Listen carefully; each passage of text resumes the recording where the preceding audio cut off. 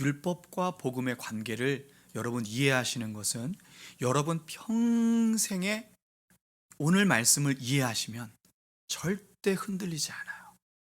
그리고 누가 무슨 얘기를 해도 절대 미혹되지 않습니다. 오늘 이 율법과 복음의 관계를 우리가 좀 잘 배웠으면 좋겠습니다. 여러분, 우리가 책을 읽다 보면 가끔 딴 생각하게 돼요. 그러면 그 주제와 관련되지 않은 생각을 하게 됩니다. 그렇죠? 우리가 성경을 읽을 때 이렇게 하면 안 돼요. 제가 신학교 다닐 때 어떤 논문을 이렇게 읽는데 어디에서 이제 발제를 했더라고요. 인용을 했더라고요. 그래서 도서관에서 그 책을 찾아서 그 내용을 그 인용한 내용을 읽었어요. 근데 여러분, 그 인용이라는 게 참 맹점이 뭐냐면 그 전체 책에서 말하는 메시지가 아니에요. 그냥 그 책에서 어떤 일부분을 딱 빼오니까 이 책 전체에서 말하고 싶은 메시지가 아니라 그 논문을 쓰는 사람의 의도에 맞는 부분만 빼서 인용을 하는 거죠. 왜냐하면 논문 쓰려면 여러분 인용을 얼만큼 해야 되고 지적 인용, 간접 인용 이런 거 되게 복잡하거든요. 책은 몇 권 이상을 첨가해야 되고 이런 복잡하다 보니까 그거에 맞추다 보면 이렇게 나도 모르게 그 부분만 읽지도 않고 그 부분만 이렇게 빼오다 보면 그 책에서 진짜 말하는 주제를 놓칠 수가 있습니다. 여러분, 오늘은 로마서 7장은 성화에 대한 말씀이에요. 우리가 1장부터 5장까지 sanctification, 믿음으로 말미암는 칭의에 대해서 계속해서 우리가 설명을 했어요. 우리는 믿음으로 의롭게 된다. 이 믿음으로 의롭게 되는 것의 가장 큰 방해물이 뭐였냐면 율법이었어요. 자꾸 유대인들은 이 율법으로 구원을 얻으려고. 그러나 율법으로 구원을 얻을 수 없는 이유가 우리의 죄 때문에, 율법이 오히려 우리의 죄를 더 드러나게 하기 때문에 결코 우리는 우리의 율법을 지킴으로 절대 구원을 받을 수 없다. 그러나 율법이 악한 거는 아니다. 그래서 우리는 믿음으로 구원받는다. 이 믿음이 바로 복음이라는 거죠. 자, 6장부터 이제 그럼 믿음으로 구원받은 우리가 이제 어떻게 살아야 되냐? 우리가 예수 믿고 죽으면 바로 천국 가면 할렐루야, 얼마나 좋아요. 그런데 이 땅에 우리 각자의 사명이 있기 때문에 이 땅에 우리를 남겨두셨잖아요. 그 남겨두셨기 때문에 남겨두신 삶은 나그네 삶, 순례자의 삶, 하나님께서 원하시는 삶을 사는 건데, 그런데 그것을 설명하고 있는 6장은 이해가 돼요. 근데 7장에 와서 그런데 왜 다시 율법에 대해서 설명하냐 이거예요. 아니, 율법 얘기 끝났잖아요. 이제 복음으로 우리가 복음을 믿음으로 말미암아 구원받았잖아요. 그런데 왜 다시 믿음에 대해서 율법에 대해서 이야기하냐고요. 헷갈려요. 율법 이미 다 해결했는데 왜 다시 율법에 대해서 이야기를 하죠? 이유가 있습니다. 왜냐하면 이 이야기를 듣고 있는 사람들 중에 1세기 당시에 이런 사람들이 있었어요. 율법 폐기론자들. 율법은 그러니까 폐기됐네. 율법은 끝난 거야. 여러분, 율법 누가 주셨죠? 하나님이 주신 거예요. 그렇죠? 그리고 예수님은 율법을 완성하신 분이에요. 근데 율법을 폐기하는 사람들이 생겼다는 거예요. 이 영지주의자들 중에 그런 사람들이 생겼어요. 근데 이 율법 폐기론은 어떤 사람들이냐면, 여러분 구원파 아시죠? 구원파가 바로 율법 폐기론자들이에요. 이제 예수님께서 십자가에서 이미 내가 지을 모든 죄까지 다 용서하셨으니까 이제 나는 아무 책임이 없어. 그러니까 내 마음대로 사는 거예요. 책임이 없어요. 그러니까 그 사람들 회개기도 안 해요. 제가 늘 강조했잖아요. 이 땅에서 우리에게 주신 살아갈 때 가장 큰 축복은 회개할 수 있는 기회가 여전히 있다는 것. 이것이 얼마나 큰 은혜냐. 그 이야기를 말씀드렸잖아요. 근데 그 사람들은 회개할 필요가 없어요. 그래서 회개기도 안 해요. 그러니까 늘 이거에 짓눌려 사는 사람들이 구원파에 쫓아다니는 거예요. 한 번 구원 영원한 구원이고, 이건 이제 율법 지킬 필요도 없어. 우리는 그냥, 그러니까 이게 너무 자유로운 거예요. 양심의 가책이 없는 거예요. 그걸 양심에 화인 맞았다라고 말하는 거예요. 율법 폐기론자들이 생기는 거예요. 구원파 같은. 근데 이 반대의 경우도 생겨버린 거예요. 어떤 경우냐? 여러분, 우리가 믿음으로 구원받죠. 그게 칭의예요. 그럼 이제 칭의가, 우리가 신분의 변화가 있어요. 법적으로 우리가 용서함을 받았고 우리의 신분이 하나님의 자녀가 됐단 말이죠. 하나님의 거룩한 백성이 됐단 말이에요. 우리의 신분이 바뀌었어요. 그러면 우리의 신분이 바뀌었기 때문에 우리는 이제 성화의 삶을 살아가야 되는데, 이 성화의 삶을 어떻게 사냐면 다시 율법으로 돌아가는 거예요. 여러분, 칭의는 믿음으로 받고 성화는 내 행위로 받는, 그러니까 금욕주의에 빠진 거예요. 육신은 다 악한 거야. 세상은 다 악한 거야. 아, 내가 저기에 빠지면 안 돼. 이 두 개의 잘못된 패턴들에 대해서, 왜냐하면 우리가 칭의를 넘어서 성화의 실제 우리의 삶 속에서 이 두 가지의 경우가 계속 반복됩니다. 어쩔 때는 율법 폐기론자들이, 어쩔 때는 행위구원론들이 계속 오는 거예요. 바울과 계속 부딪혔던 사람, 바울이 전도 사역을 할 때, 선교 사역을 할 때 계속 부딪혔던 사람들이 누구냐면 유대주의자들인데, 그 유대주의자들의 특징이 바로 금욕주의예요. 예수 믿고 구원받는 걸로 끝나는 것이 아니라 절기도 지켜야 돼. 할례도 받아야 돼.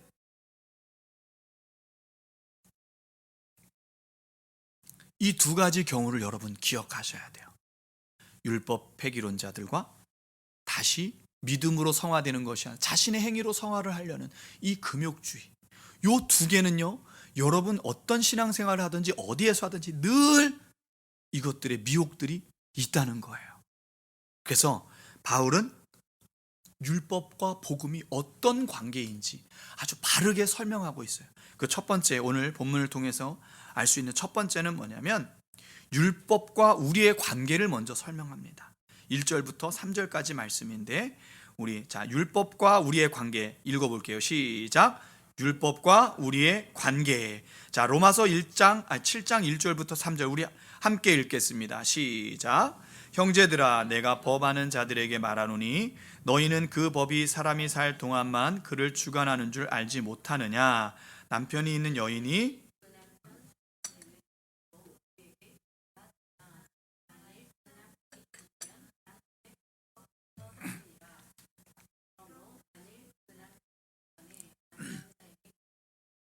그러나 만일 남편이 죽으면 그 법에서 자유롭게 되나니 다른 남자에게 갈지라도 음녀가 되지 않으니라. 자, 이건 비유예요. 비유. 어떤 비유냐면 결혼 유비라는 비유예요. 결혼을 가지고 율법과 복음의 관계를 설명하고 있는 거예요. 그러니까 이거 비유는 뭐예요? 비유 자체를 보면 안 되고 이 비유가 말하고 있는 메시지를 봐야 돼요. 이 비유만 보면 안 돼요.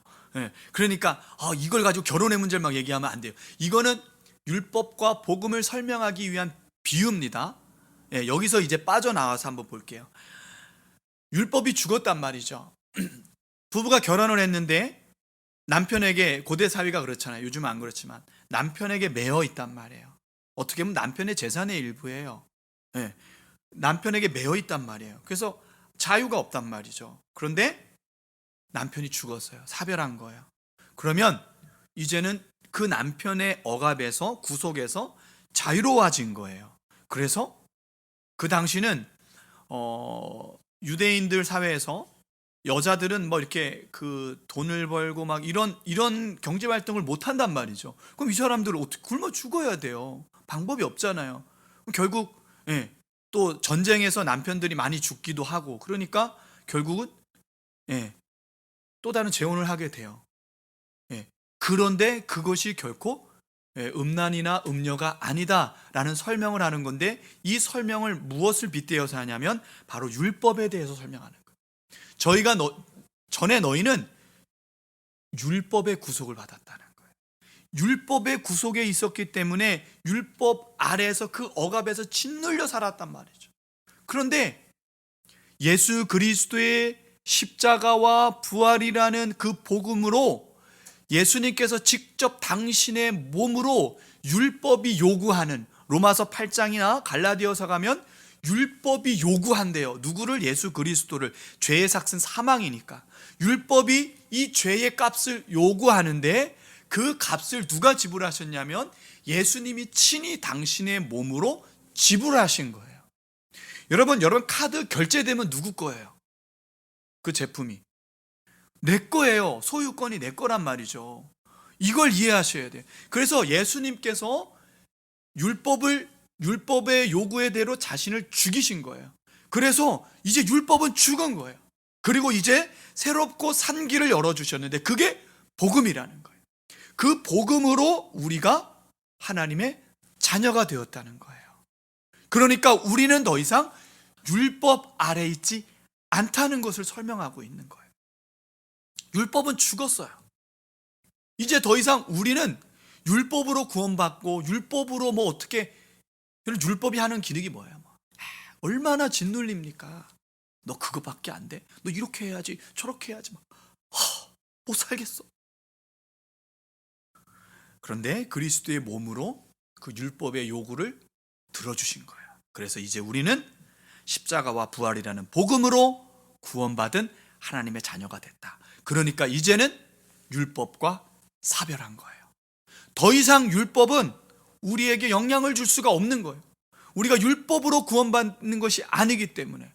그러니까 율법 금욕주의자들처럼 이거 지켜야 되고 저거 지켜야 되고 이거 지켜야 저거 지켜야 되고, 그것에서 자유롭다는 거예요. 자, 이 이야기는 다시 오늘 두 번째 이야기로 넘어갑니다. 율법과 우리의 관계가 다시 이제 율법과 죄의 관계로 넘어갑니다. 그럼 질문 하나 드릴게요. 율법이 사별했단 말이에요, 우리랑. 이제 율법은 더 이상 우리 게 아니에요. 그러면 율법은 아무 의미가 없나요? 율법은 그냥 다 썩어 빠진 거예요? 율법은 우리의 삶 가운데 아무 의미가 없습니까? 그래서 오늘 바울은 이제 이 율법과 죄의 관계, 왜냐하면 죄로 인해서 우리가 죽게 되었고, 그리고 그 죄가 율법의 기준으로 인해서 죄가 죄되기 때문에, 그렇죠? 그렇기 때문에 우리가 죄를 깨닫고 그 율법 안에서 죄로 인해서 죽게 된 건데, 그럼 이 율법과 죄의 관계는 뭐냐? 이것을 설명합니다. 자, 우리 7절부터 8절, 7절 8절 읽어볼게요. 12절까지 읽어보겠습니다. 자, 율법과 죄의 관계예요. 시작. 그런즉 우리가 무슨 말을 하리요? 율법이 죄냐? 그럴 수 없느니라. 율법으로 말미암지 않고는 내가 죄를 알지 못하였으니, 곧 율법이 탐내지 말라 하지 아니하였더라면 내가 탐심을 알지 못하였으리라. 그러나 죄가 기회를 타서 계명으로 말미암아 내 속에서 온갖 탐심을 이루었나니, 이는 율법이 없으면 죄가 죽은 것임이라. 전에 율법을 깨닫지 못했을 때에는 내가 살았더니, 계명이 이름에 죄는 살아나고 나는 죽었도다. 생명에 이르게 할 그 계명이 내게 대하여 도리어 사망에 이르게 하는 것이 되었도다. 제가 기회를 타서 계명으로 말미암아 나를 속이고 그것으로 나를 죽였는지라. 이로 보건대 율법은 거룩하고 계명도 거룩하고 의로우며 선하도다. 아멘. 이게 무슨 말일까?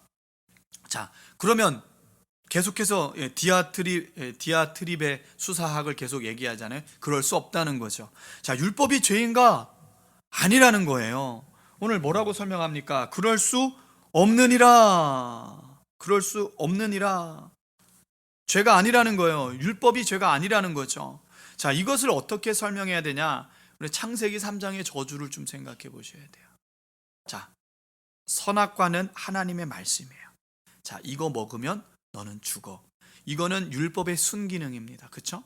그래서 그 율법을 지키면 아담과 하와는, 하나님의 형상대로 지음받은 아담과 하와는 에덴 동산에서 샤랄랄랄라 이렇게 살아가는 거예요.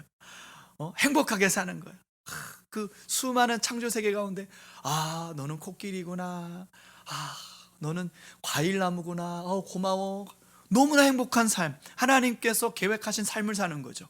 그런데 어느 날 죄가 틈을 타기 시작하는 거예요. 죄가 어떻게 틈을 타요? 하와에게 쓱 와서, 야, 너 저 동산 중앙에 있는 저 선악을 알게 하는 나무에 대해서 알아?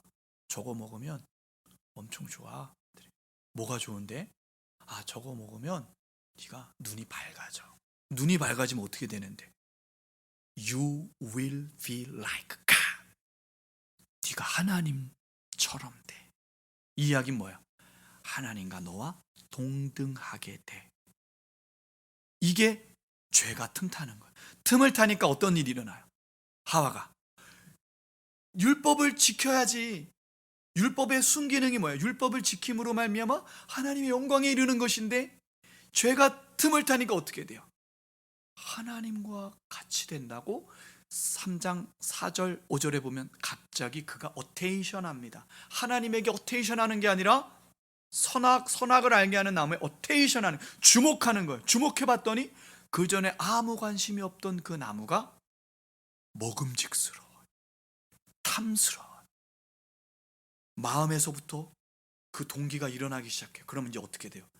구체적으로 어떻게 행동해야 될지 사고가 발동하기 시작하는. 그래서 나만 먹는 것이 아니라 먹고, 나만 먹으면 안 되잖아. 원래 사람은 이게 죄성이라는 게, 먹어서 죄가 생기면 어떻게 돼요? 물귀실 작전이 이제 시작되는 거예요. 그래서 남편한테 너도 먹어봐 준 거예요. 이 이야기예요. 이 이야기를 지금 풀어서 설명하고 있는데, 무슨 얘기냐면 율법에는 문제가 없다. 율법은 흠이 없다. 거룩하다. 그런데 율법의 기능이 하라, 하지 마라. 하라는 것을 안 하는 것이 죄야. 하라는 것을 하는 게 의야. 하지 마라, 하지 않는 것이 의야. 하지 마라고 한 것을 하는 것이 죄야. 근데 이 기능 가운데 죄가 틈타고 들어왔어요. 어떻게? 우리 마음의 탐심으로. 오늘 10계명 중에 마지막 계명을 바울이 딱 가지고 와서 이야기해요. 1계명부터 9계명은 겉으로 보여지는 것들입니다. 그런데 마지막 10계명은 탐심에 관한 것인데, 이 탐심은요, 당장 눈에 보이지 않아요. 여러분, 배고프면 어떻게 해요? 침이 막 나오죠, 입에서. 당장 눈에 안 보여요. 마찬가지예요. 먼저 탐심에서부터 우리의 욕심이 잉태하기 시작하는 거예요. 분명히 하나님의 말씀은 지키고 또는 하고 하지 마라로 분명하게 하나님께서 말씀해 주셨는데, 죄가 창세기 3장의 저주처럼 우리에게, 그러니까 선악과가요, 창세기 3장에만 있는 것이 아니라 성경 전체에 계속해서 선악과가 등장합니다. 죄가 우리를 유혹하는 거예요. 한 번만, 딱 한 번만. 에이, 너만 안 그러냐? 야, 교회 다니는 사람 다 그래. 다 한다니까? 괜찮아. 세 번째, 회개하면 되잖아. 계속 우리 유혹하는 거예요.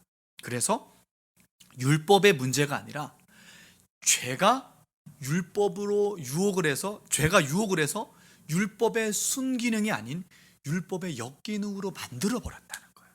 그래서 율법이 문제가 있는 것이 아니다. 결국 뭐냐? 율법이 말하고 있는 죄와 의가 있는데, 그것을 이 죄가 틈을 타서 우리로 하나님의 의를 이루지 못하고 죄의 삭슨 사망으로 이끌어 갔다. 그래서 율법이 죄가 아니다. 그 이야기를 하고 있는 거예요. 여러분, 이해가 좀 되세요? 최대한 제가 쉽게 설명하고 있는데, 이해가 되시면 아멘. 그러니까 율법이, 단순하게 말하면 율법이 잘못된 게 아니라는 거예요. 율법에 죄가 들어와서 죄가 율법의 순기능의 역할을 하지 못하도록 우리를 만들어 놓기 때문에, 그것이 우리 안에 있는 죄 때문에 율법이 우리를 짓누르기 시작했다는 거죠. 율법의 잘못이 아니라는 거예요. 그래서 여러분, 사탄이 우리를 지옥으로 끌고 가는 것이 아니라 우리 안에 있는 죄 때문에 지옥에 가는 거예요. 사탄이 하는 일은 뭐예요? 똑같아요. 죄를 짓게 하는 거예요. 이것을 여러분이 좀 이해하셔야 되는 것입니다. 그래서 우리 인생에 계속 선악과가 존재한다는 것. 그래서 내 속에 탐심으로 우리를 유혹했다라는 것이죠. 자, 그러면 이제 마지막 질문을 하나 드릴게요. 그럼 율법은 뭐냐? 그럼 도대체 우리가 이제 율법으로 구원받을 수 없어. 그런데 또 율법은 또 좋은 거래. 율법이 죄가 아니래. 그럼 어떻게 하라는 거야, 이거? 어떻게 해야 되지? 그런 생각이 들 수 있겠죠. 그래서 세 번째, 바울이 우리에게 설명해 주는 게 율법과 성령의 관계를 여러분이 이해하셔야 되는 거예요. 오늘 계속 관계에 대한 이야기를 했어요. 그렇죠? 자, 설교 제목이 뭡니까? 율법과 복음의 관계인데 이 복음을 더 확대시켜 버린 거예요. 그래서 첫 번째는 율법과 우리의 관계에 대해서, 그리고 두 번째는 율법과 죄의 관계에 대해서. 이제 우리에게 성령이 오셨잖아요. 우리가 구원받았을 때 이제 율법과 성령의 역할이 뭐냐, 그 관계가 뭐냐는 거예요. 자, 4절 6절 한번 읽어볼게요. 4절부터 6절. 자, 5절 6절만 읽어볼게요. 5절 6절 같이 읽겠습니다. 시작.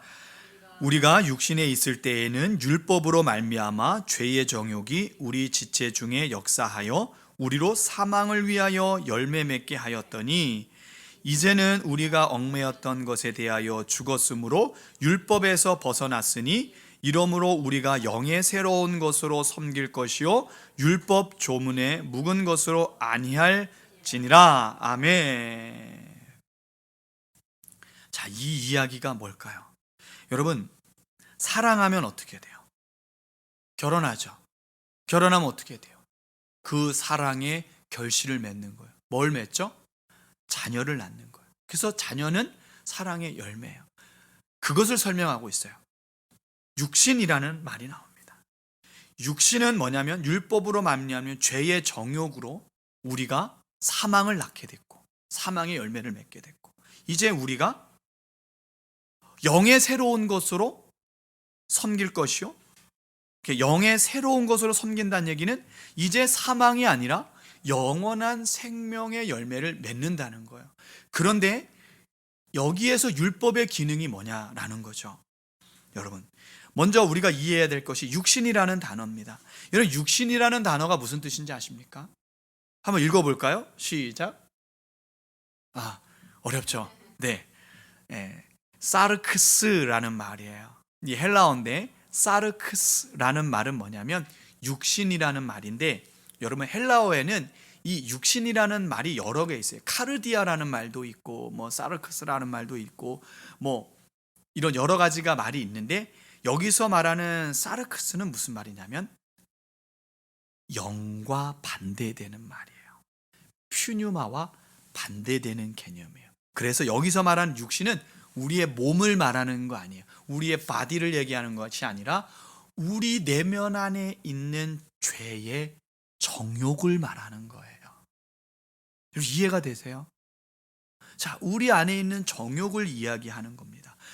우리가 왜 사망의 열매를 맺게 된다고요? 우리 안에 있는 죄의 욕구, 욕망에 이끌려 살면 죄의 열매를 얻는 거예요.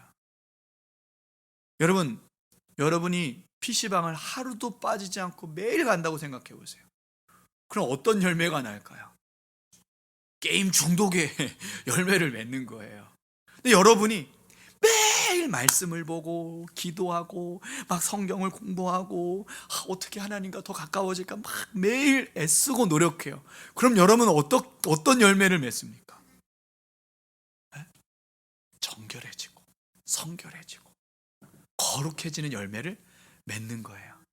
그렇죠? 이 거룩한 열매를 맺기 위해서 율법이 이제 어떤 일을 하냐면 우리 안에 계신 성령님께서 율법의 기준으로 잘못된 것들을 보여주는 거예요. 근데 그것을 지키고 안 지키고가 우리가 구원받고 안 받고의 문제가 아니라 이제는 성령께서 우리 가운데서 그것을 지킬 수 있도록 힘을 주시는 거예요. 무슨 얘기냐? 우리 안에 계신 성령께서 여전히 율법은 무음하니까, 기준이니까 성령께서, 우리 안에 있는 성령께서 자, 하나님의 말씀을 기준으로 이것이 잘하는 거고 이것이 못하는 거야. 그럼 너 어떻게 하겠어? 네가 하나님의 은혜를 받았고 예수님의 십자가로 말미암아 네가 구원받은 사람이야. 너는 예수님 짤이야.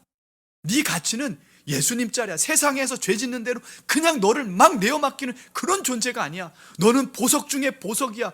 기업이야, 기업. 그럼 넌 어떻게 살아야겠니? 그럼 여러분 어떻게 살겠어요? 저는 그래도 죄를 짓고 살 거예요. 그렇게 되겠어요? 아니죠. 내 마음에 은혜가 있는데, 내 마음에 그리스도의 사랑이 있는데, 그러니까 어떻게 해요? 성령께서 우리를 이끄시는 대로 우리가 따라가게 되는 거예요. 그러니까 이제부터는 누구와의 연합이 중요해요? 성령님과의 연합이 중요한 거예요. 우리 안에 계신 성령님을 계속 여러분 생각하셔야 돼요. 길을 걷다가도 성령님. 지금 예배를 드리면서도 성령님. 내 마음에 계신 성령님. 나를 진리로 인도해 주십시오. 계속해서 질문하고 묻고 그분의 인도를 받아야 돼요. 그래서 로마서와 같은 메시지를 전하고 있는 갈라디아서는 종합적으로 5장 16절에 이렇게 이야기합니다.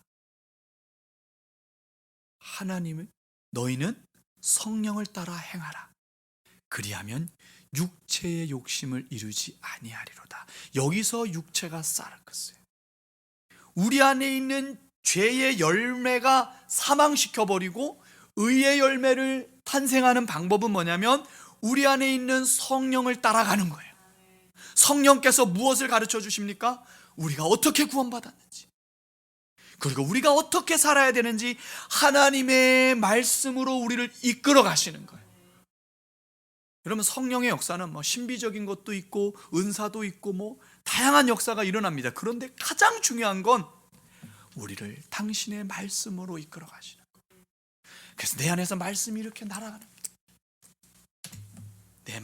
내 삶의 말씀이 내 삶의 기준이 되도록. 그렇다고 해서 성령님이 강제로 합니까? 야, 너 이거 안 지켰어. 너 아니에요. 이제 로마서 8장으로 가보시면 알겠지만 우리를 위해서 기도하세요. 영혼 너 그렇게 살면 안 되는데 기도하시, 탄식하면서. 데살로니가 후서 가면 근심하시면서, 또는 우리가 하나님의 말씀에 순종하고 하나님의 뜻을 따를 때는 기뻐하세요. 그래, 잘했어. 내가 너무나 행복해. 이게 바로 율법과 성령의 관계라는 거예요. 그러니까 이제 율법을 무시해서도 안 된다는 거예요. 아멘. 그렇다고 해서 율법을 지켜야지 이렇게 한다고 지켜질 수 있는 게 아니에요. 성령의 인도함을 받는 거예요. 그러니까요, 이 복음 이후의 삶은요, 복음 이전의 삶과 완전히 다른 거예요. 우리 힘으로 했다면 이제는 복음 이후로는 우리 안에 계신 하나님, 예수님의 영이신 성령님과 동행하기 때문에 우리의 힘이 아니에요. 하나님께서 힘 주시고 하나님께서 능력 주시고 하나님의 의를 이룰 수 있도록 우리를 축복하시는 거예요. 아멘. 오늘 우리에게 이러한 축복이 넘쳐나기를 원합니다. 아멘. 그래서 마지막으로 생각해 볼 문제가 이거예요. 칭의는 믿음으로 받고 성화는 율법과 행위로 받는다. 아니라고요. 뭐라고요? 성화도 믿음, 어떤 믿음이에요? 우리 안에 계신 성령이 함께 하심을 믿는 거예요. 아멘. 그래서 결론으로 에베소서 2장 10절 말씀 우리가 함께 읽어볼게요. 시작. 우리는 그가 만드신 바라 그리스도 예수 안에서 선한 일을 위하여 지으심을 받은 자니 이 일은 하나님이 전에 예비하사 우리로 그 가운데서 행하게 하려 하심이라. 아멘. 여기 보면 이렇게 써 있습니다. 그 가운데서 행하게 하려 하심이라. 아이고, 또 행하는 거야? 그게 아니에요. 그 가운데서, 이게 뭐예요? 성령님과 동행하는 거예요. 성령님과 동행하는 거예요. 이 말씀의 결론을 맺겠습니다. 동행이 뭘까요? 함께 걷는 거죠. 근데 어떻게 함께 걸어요? 여러분, 제가 무선 이어폰을 하나 꼈단 말이죠. 그냥 끼고 걸어가면 동행하는 거예요? 아니에요. 뭘 해야 됩니까? 페어링을 해야 돼요. 내 핸드폰과 무선 이어폰을 페어링을 해야 돼요.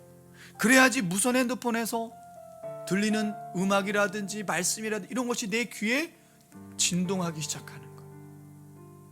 이게 무슨 얘기예요? 동행이란 얘기는 뭐냐면 하나님의 마음과 내 마음이 같이 가는 거예요. 그래서 우리에게 성령을 주신 겁니다. Meeting of the two heart. 하나님의 마음과 나의 마음이 동기화되는 것. 오늘 설교의 목표가 바로 여기에 있어요. 여러분, 하나님과 동행해야 돼요. 아멘. 여러분, 오늘 우리가 드리는 이 예배뿐만이 아니라 여러분의 삶의 현장에서 예배해야 돼요.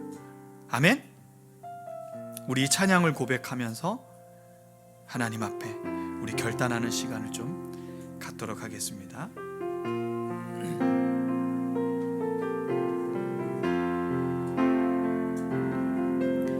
우리 모두 예배하는 자 되어 온전히 영과 진리로 주를 예배하자. 주가 우리와 함께 영원히 함께 하시고 마르지 않는 샘물로 우릴 채우시리라. 우리 모두 예배하는 자 되어 온전히 영과 진리로 주를 예배하자. 주가 우리와 함께 영원히 함께 하시고 마르지 않는 샘물로 우릴 채우시리라. 우리 한 번 더, 우리 모두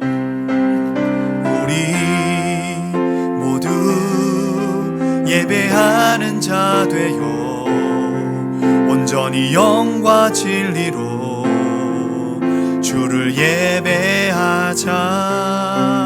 주가 우리와 함께 영원히 함께 하시고 마르지 않는 샘물로 우릴 채우시리라. 여러분, 이 시간 기도할 때 이렇게 기도하기를 원합니다. 여러분, 율법이 폐기되지 않았고 그리고 우리가 율법으로 구원받지 않습니다. 답은 우리 안에 계신 성령님께서 인도하시는 대로 우리가 그 인도함을 받고 따라가는 거예요. 더 이상 육신에 속한 자가 아니라 영에 속한 자로 사는 것, 그것이 동행이고 그것이 페어링이고 그것이 하나님의 말씀으로 우리가 동기화되는 것입니다. 하나님, 우리 안에 있는 성령을 무시하지 않고 성령을 따라 의를 이루는 삶을 살게 하여 주시옵소서. 우리 함께 기도하겠습니다. 할렐루야. 좋으신 하나님을 찬양합니다. 우리에게 인치신 성령